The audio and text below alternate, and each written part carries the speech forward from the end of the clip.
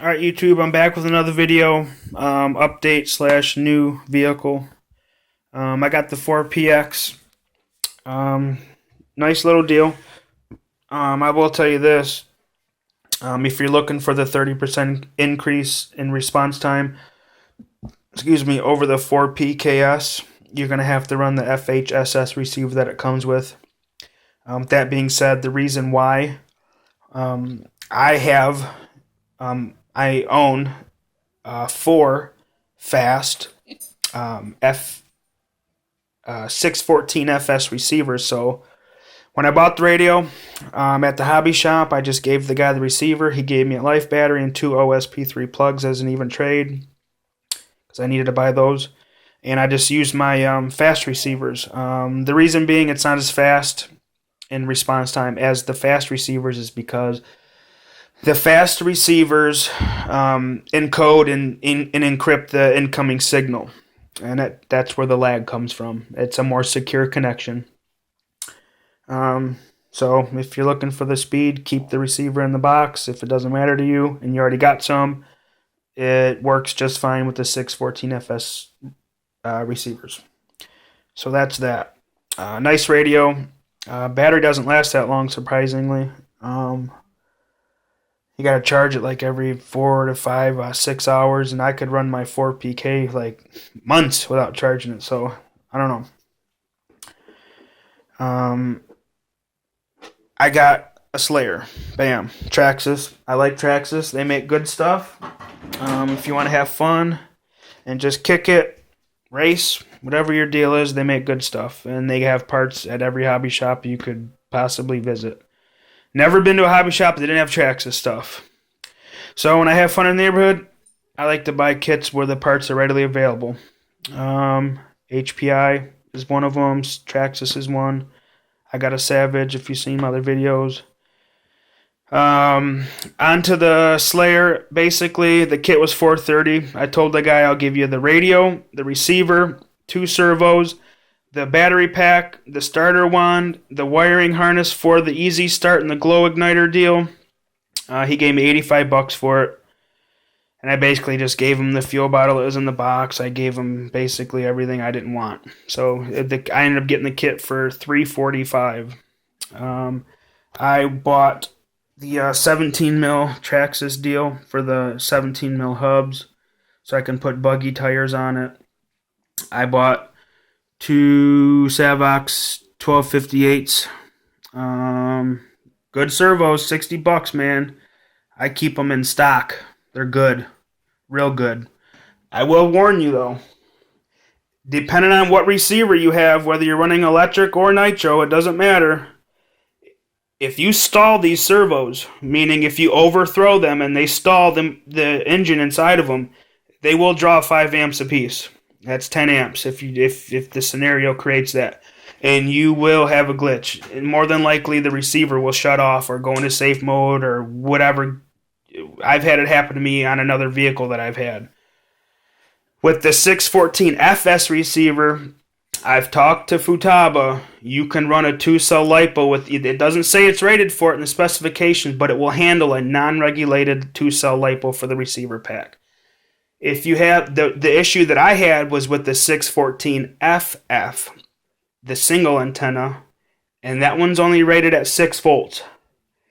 So you got to run a cap depending on what you got, because these will cause problems.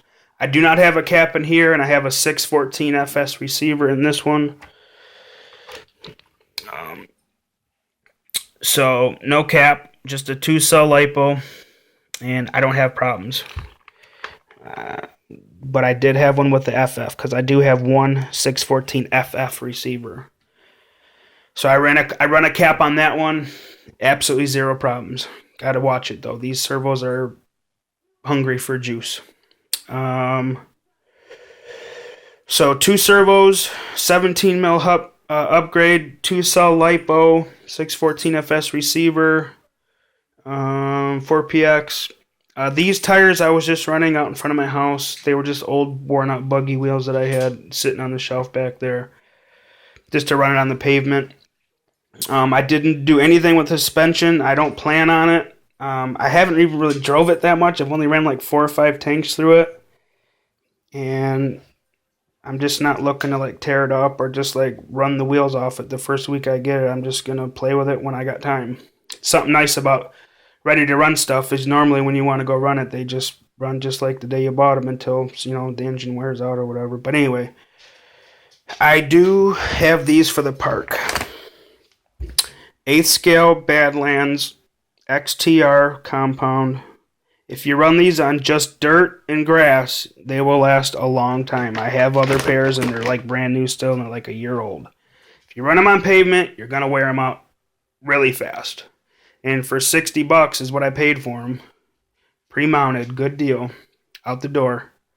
It's just not worth driving them on the pavement. I mean, not even just to warm your car, just keep it on the dirt. They'll last you forever. Anyway, the only problem I have, and I've had other 3.3s, and they run. I like the 3.3. I'm gonna be honest with you. I like it. They run good. The way the needles are set, or the way the needles are shaped, Traxxas tried to find a way to keep people from burning them up. So they either run rich or lean. If you go too far in it, it normally won't run. If you go out too far, it'll run really rich. There's a sweet spot, and if you find it, they run perfect. The only thing I don't like about them is they are not that durable. The engine, because these motors turn a lot of RPMs. They make a lot of power. They run good. These are probably one of the best ready-to-run engine you could get, in my opinion. Ready to run, I said, that you could get. I like them. But the engine bearings, because of the RPMs that it turns, aren't up to par. The connecting rod is light. I think that's how they get that RPM out of them, and they're not that durable either. So long story short, I broke the motor in on like 5th tank. It started ticking. I thought it was piston slap, but it was still really tight. So brought it home from the park, let it cool down, put the piston up in the pinch so it'll stick because it was like new. It was still getting stuck. And I rocked the crank back and forth and it was sloppy. So I know the connecting rods wore out. Called Traxxas. They sent me a connecting rod. Didn't even ask me for a receipt. I told them I just bought it a week ago. I only ran a few tanks through it. As far as braking goes, I just do what they recommended. The only thing I did was for the first half a tank, I let it idle with the settings they gave me, or the settings that are on the engine when you buy it, and let it run so it would run clean and stay clean running. And after I ran a half a tank through it, high idle just before the clutch kicks in, not a low idle, high idle to keep the turbulence inside of the crankcase and keep the oil and the fuel moving. You don't want it to pool up in the crankcase because then it won't reach all the parts that you need to get it to. I opened up the bottom needle a quarter turn. I opened up the top needle half a turn. Then I started driving it. And it still ran good. It was running fine. Good. It wasn't loading up and just too rich. It just was running perfect. And I don't know why, but, they've had engines with these problems with the connecting rod before. I've seen it online, but I don't hold it against them. I think that they're really good engines. The only thing I noticed with this one is when I got it, it was extremely tight. It was a lot tighter than a lot of the other 3.3s I've had, which I was really liking when I felt that. Because I can really feel it when I put that pull starter on there. I could feel how tight it was. And I don't think they normally come that tight. And I just got lucky. I wanted that. That's good. It'll last a while. But it stretched the connecting rod because there's no bushing at the top. And there's not a ton of meat up there either. So it either stretched the top or the bottom. I don't know. I didn't take it apart. I don't know. But they sent me a connecting rod. They didn't charge me nothing. So, you got to give it to them. I mean, they're a great company, but I know they make a lot of money off these kits. So I guess it's kind of fair that they do that. But they didn't give me a hassle. 5 minutes on the phone, I just got to put it in. So we're hooked up. 17 mil deal for the hubs, Savox servos. They're sweet. If you don't own a pair and you're just bashing, I suggest you get a pair. They're durable. They're fast. They just use a lot of power. So if you're running little 4-cell, 4.6 volt packs or whatever those AA battery packs, don't even bother. get either a humpback 6 cell or a 5 cell 6 volt, or get a 2 cell lipo, because it just, that you got to feed these babies and they run good. So what do we got here? 614FS receiver, 2 cell lipo, Savox 1258, pull start, 17 mil, 4PX, Badlands. So there's your update video. I'm probably going to do a running video, because normally when I'm at the track, I don't have time to be messing around with the camera, and I'm not even worried about that. I'm serious at the track. But this bashing videos I like to do at the park, and just have a good time and kick back and relax. So we're going to do some of those this fall.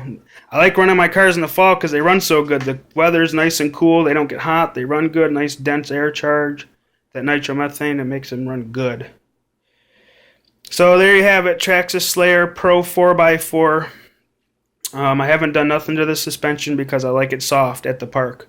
You're going fast, you hit a tree root, it ain't going to flip over. It'll just take it. You know what I mean? So I'm not looking to put like a clay track setup where, we're running, in the park. So you're hitting big twigs and branches and roots and rocks. So I'm going to keep it just the way I had. I might tinker with the oils or, something like that, but I'm not going to get all crazy with it and try to make it act like it's a race. It's not a race car. It's a fun car. And I'm just going to keep it reliable. That's why I bought the stuff that I did for it. And I probably made it more reliable by taking the Easy Start deal off of it, because battery pack goes dead, you can't start your car, then you got to lug that around and charge it, so it's not even worth it. You save the weight from it anyway, which it wasn't really that heavy anyway. But anyway, that's what I'm doing. Got me a new vehicle. I like Traxxas stuff. Like I said, the parts are everywhere. You can go to damn near any hobby shop and you can find a part for them no matter where you're at. They run good. They're good vehicles. Yeah. If you're going to go out getting into the hobby, man, spend the extra money and get a Traxxas. Good support. Parts are everywhere. They run good. I like the Revo chassis. They're proven. I mean, these guys beat the daylights out of them with these monster truck Revos, man, and they just live. I mean, bottom line. So here we go. So there's my update video, guys. We're going to come at you with a bashing video soon. I mean, if there's anything that you guys wanted to know about what I've done, or questions about the radio or tires, or just give me a comment below. And we'll talk to you soon. Later.